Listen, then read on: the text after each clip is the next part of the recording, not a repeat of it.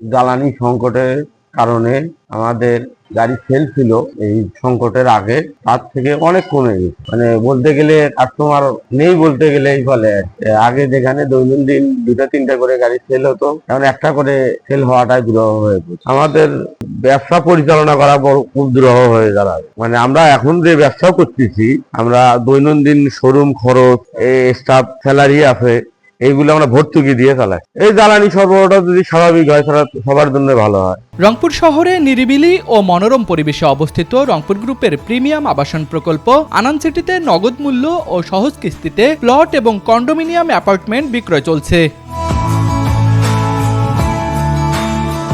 আমি একজন কাস্টমার হিসেবে যেটুকু বলার মনে করতেছি যে সেটা হচ্ছে, আমরা ইচ্ছা আছে গাড়ি কেনার, কিন্তু আমরা তেলের দিকে তাকায় দেখি যে গাড়ি কেনার সম্ভব হচ্ছে না। তেলের যে বর্তমানে দেশে হাহাকার অবস্থা চলতেছে, বিশেষ করে আমাদের গাইবান্ধায়। তবে আমার মনে হয় যে এখানকার প্রশাসন কেন ব্যবস্থা নিচ্ছে না, তাদের ব্যবস্থা নিলে হয়তো বা অনেকটা বিষয়গুলো সহনীয় পর্যায়ে হতো আর কি। আমি এই শোরুমে গত 3-4 বছর থেকে আছি। বর্তমানের যে সংকট, এরকম সংকটের আগে কখনো হয় নাই।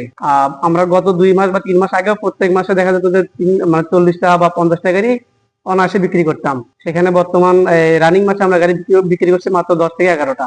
মূল কারণ হচ্ছে তেল সংকট এবং তেল পাওয়া যাচ্ছে না। আর উপরে আজকে আমরা শুনতে পারলাম যে হঠাৎ করে তেলের দাম বেড়ে গেছে, যার কারণে আমাদের এই ক্রেতা অনেক কমে গেছে এবং গাড়ি কেউ কিনতেছে না।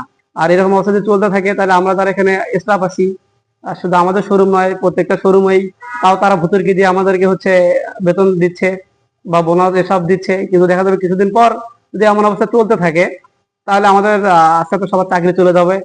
কারণ সবসময় তো তারা ভুতুরকি দিয়ে চালাবে না আমাদেরকে।